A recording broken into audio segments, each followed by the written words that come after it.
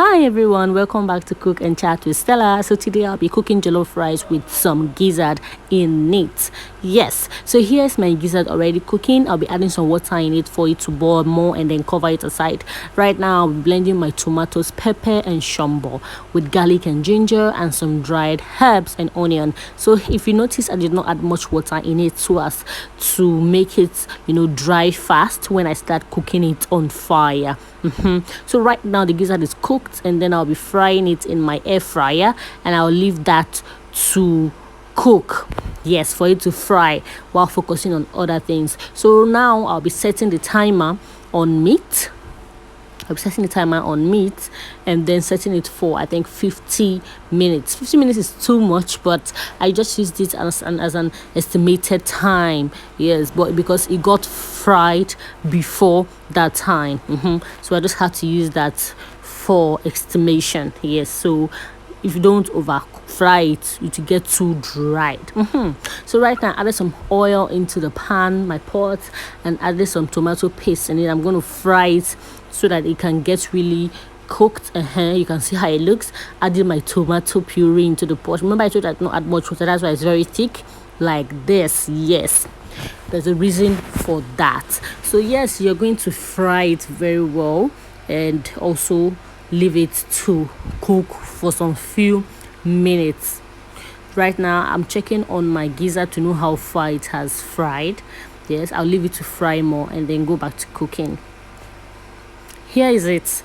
It has fried a bit, so right now I'm going to stir it and then start adding some of my key ingredient spices so as to make our food more delicious. So I'll be adding my curry into the pot of stew and then some thyme in it. Yes, I'll add some thyme as well as leave it to boil for some few minutes and then add my salt and Maggi for taste.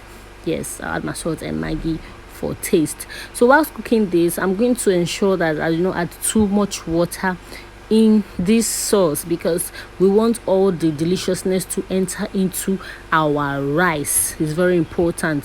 Where we do mistake in cooking like tasty jollof rice is adding excess of water in your puree, that's in your gravy. Yeah, so right now it looks good, so I'm just going to add some of the gizzard stock into this stew. Yes, so that it can boil more before we add our rice. You can see that. So right now I'm going to leave it to boil for some few minutes and then wash the rice and add it into this. Yes, so yeah, how do you cook your jollof rice? Do you add too much water? Don't, because that is the way of getting it wrong. Yes, I'm getting it wrong.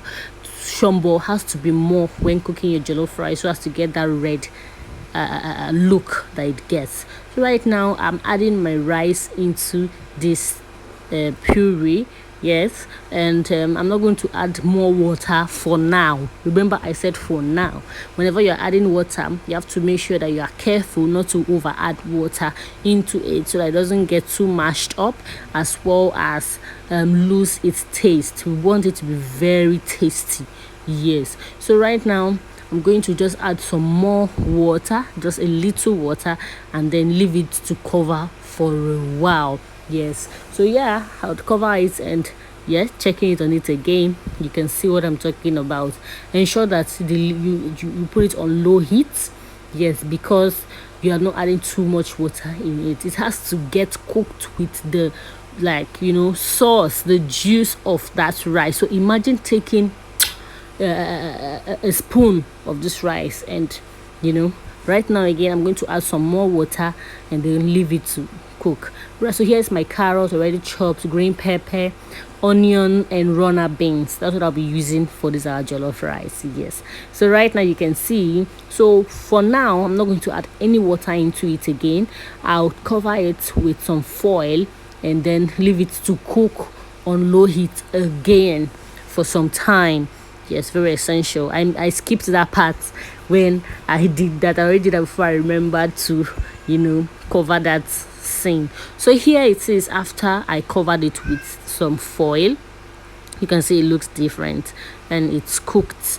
Yes, so now we start adding our other ingredient into this fries. Hey, so yeah, the gizzard is cooked already. You can see how fried it is. So I'll be putting it, I kept it inside. I'm going to add some carrots into it as well and then mix it up.